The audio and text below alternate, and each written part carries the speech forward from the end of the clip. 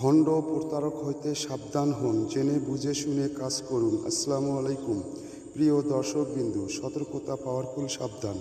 এই চ্যানেলে প্রবেশ করার আগে নিজেকে প্রস্তুত করুন। তন্ত্র কোনো খেলনা নয়, এটা শক্তির পথ, যা ভুল হাতে গেলে ধ্বংস ডেকে আনে। কিছু আমল এমন আছে যেগুলো করতে বেশি সময়ের প্রয়োজন হয় না, অনেক জ্ঞানের অধিকারীও হতে হয় না।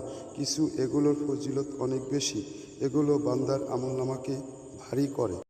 মানসিক প্রশান্তি ও বিষণ্ণতা দূর করার জন্য সূরা আদ-দুহা, সূরা আল ইনশিরাহ এবং সূরা আর রহমান অত্যন্ত কার্যকর। এই সূরাগুলো মানুষের দুশ্চিন্তা ও মানসিক চাপ কমিয়ে অন্তরে আল্লাহর রহমত ও স্বস্তির অনুভূতি এনে দেয়। পবিত্র কোরআনের যে তেলাওয়াতগুলো মনের শান্তি আনতে সবচেয়ে বেশি সাহায্য করে, সূরা আর রহমান অডিও শোনার জন্য খুবই চমৎকার ও ছন্দময়। এটি মানুষের ভেতরের অস্থিরতা দূর করে এক অপূর্ব প্রশান্তি দেয়।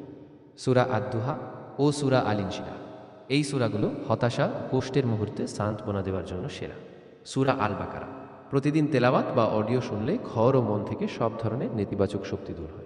সূরা আল ফাতিহা ও সূরা মুলক এই সূরাগুলো আধ্যাত্মিক নিরাময় ও ঘুমের জন্য অত্যন্ত উপকারী। কিছু জনপ্রিয় ও শ্রুতিমধুর তেলাওয়াত।